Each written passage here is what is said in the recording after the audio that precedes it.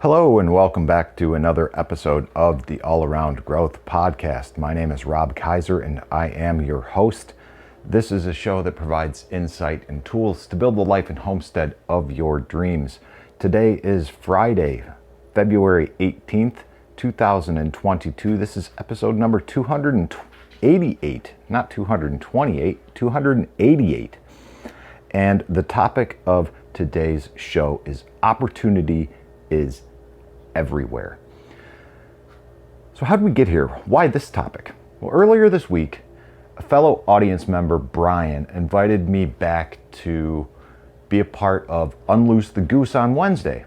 We had a great discussion. It was a variety show. There was no real topic of any kind.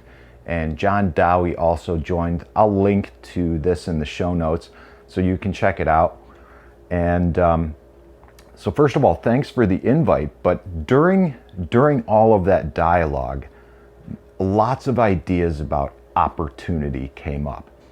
And specifically, we were talking about the need for butchers because it's difficult to keep up with the demand, more people that want to raise animals, or more people are raising animals and are wanting to do so, but are having times scheduling because times are already booked in advance. So having this skill set, whether you've got the requirement or not, allows you to work with people and get results. And that's basically what we were talking about. And when there's a need, there's opportunity. And this got me thinking about some of my own experiences, especially when we were talking about, this lots project that I've seen referenced on social media as well. And let me make sure. Okay, I've got my phone in my pocket. And we've got a little bit of a different setup here at the home office today. So I want to make sure I'm got the recording in check. But yeah, we were talking about this lots project and I'd seen this online, and by this time John had entered the conversation as well. And we were talking about that, and it's this couple that sounds like they're traveling the country and doing project work and site improvements for property owners who are interested in having nice hip camp setups. So they will come in and they will create the site and make it look nice and even do some marketing if I have my facts straight. Again, I will link to the Lots project in the show notes so you can learn more about what they're doing.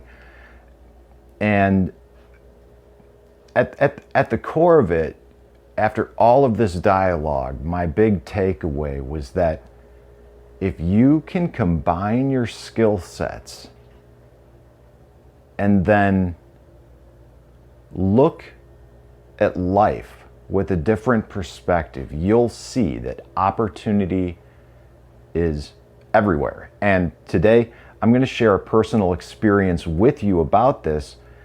And many of these experiences over time, some close to me, I think jokingly have referred to this or attributed this to luck.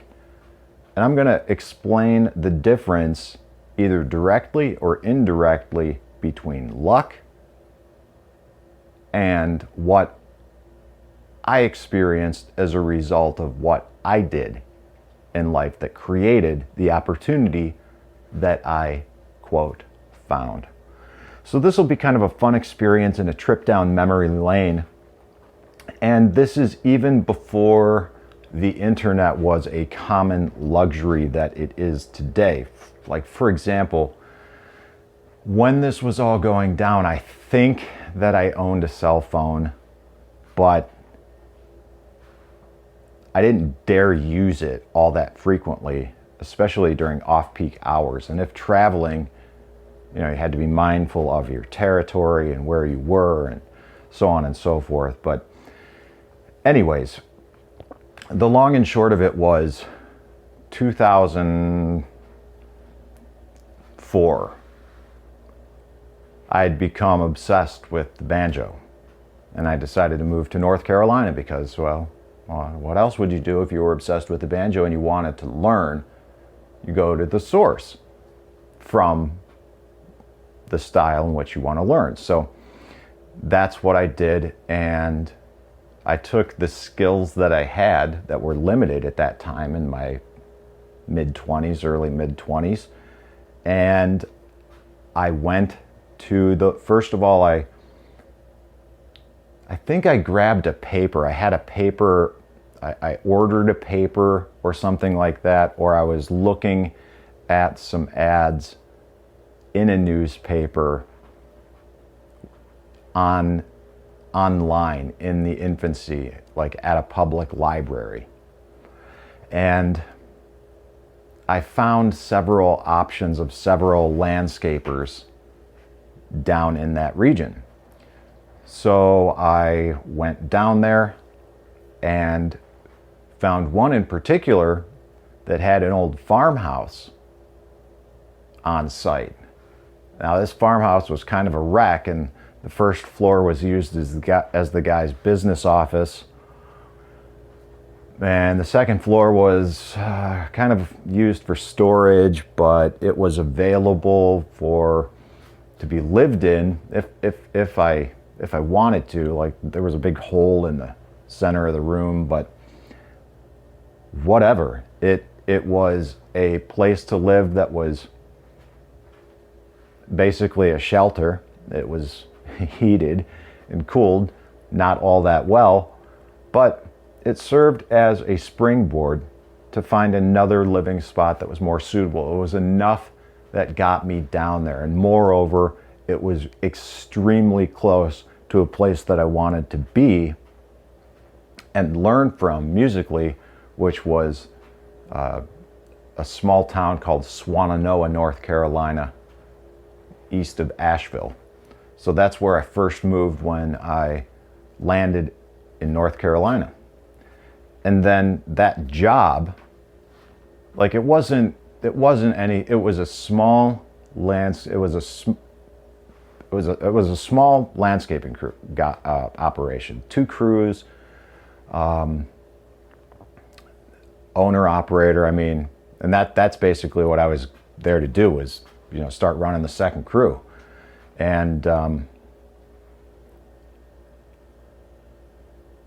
eventually I moved on, but that job served as a springboard towards another more suitable job, because I was there, I was living in the area, I could drive around, experience different things, get to know people, begin networking, all of that, okay? And that's just what you do. And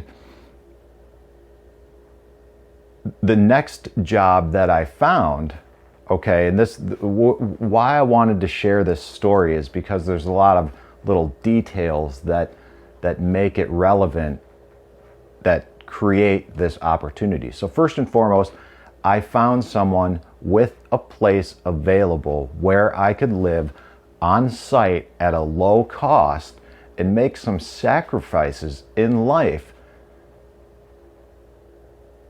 in order to get a better long-term result, a better long-term solution.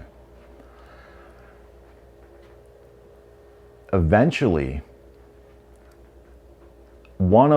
I wanted to work at one of 2 places. I wanted to work at the Biltmore Estate or the North Carolina Arboretum. I ended up working with the North Carolina Arboretum, not in the capacity that I wanted to, not full time, but one of the benefits of working there was that they had a fantastic new facility for the grounds and maintenance department, which had a locker room, showers, and this allowed me even further flexibility with the living space that I needed at the time, because I was bouncing around and doing all kinds of things, trying to navigate life, and that's a whole different story for a whole different time. probably best around a bonfire with a couple of beers. But the whole idea of having access to a nice locker room with a shower, especially one that is not really used by the staff and one that's almost brand new and very clean, this is a premium, something not to be overlooked or dismissed.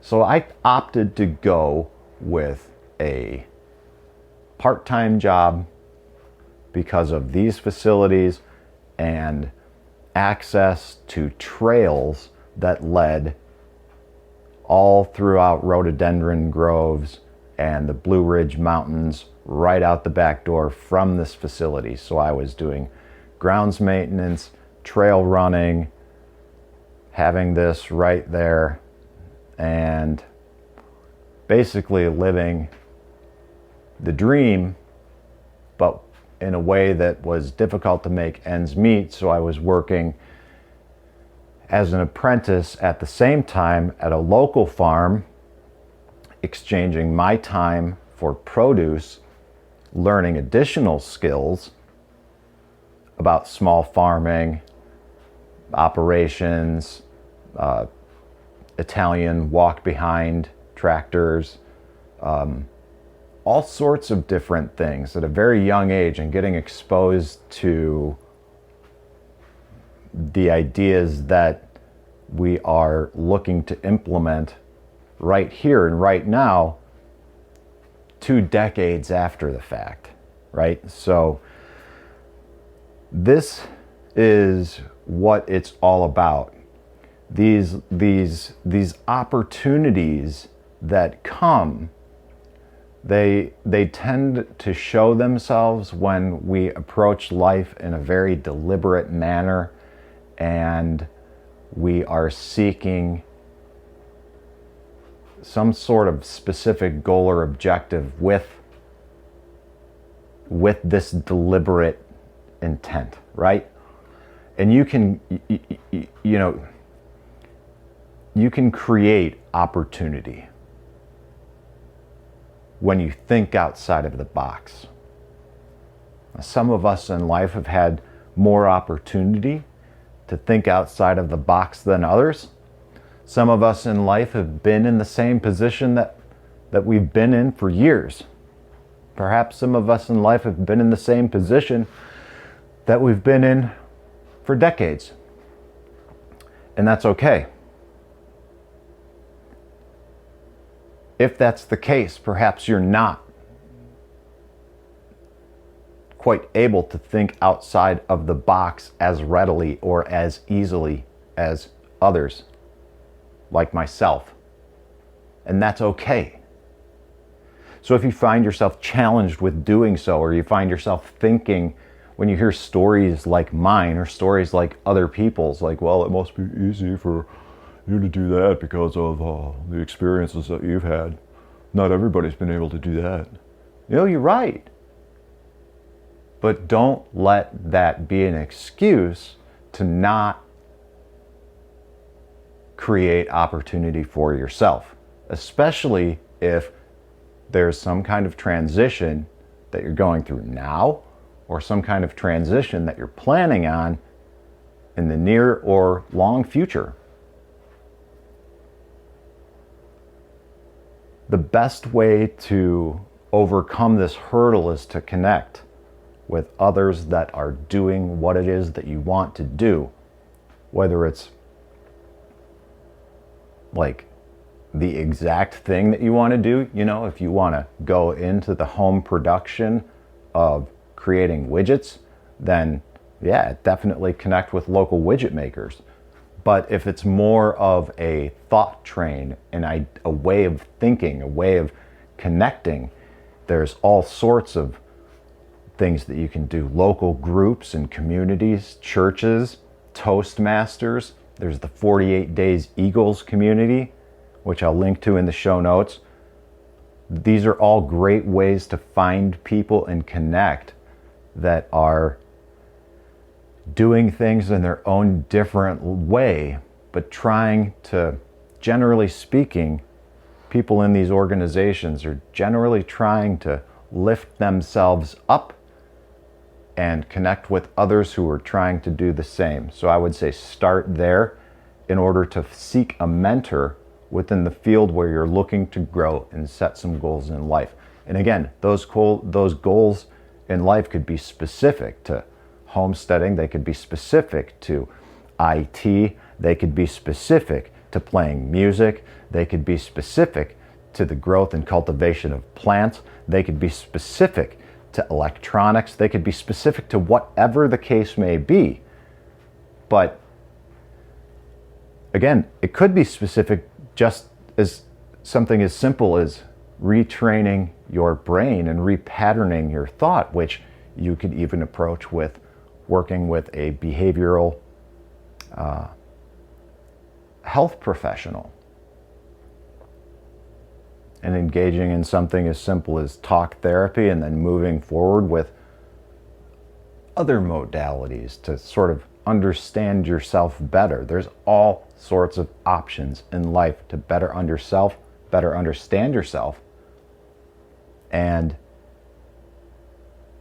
set goals in life so that you can succeed like you never have before.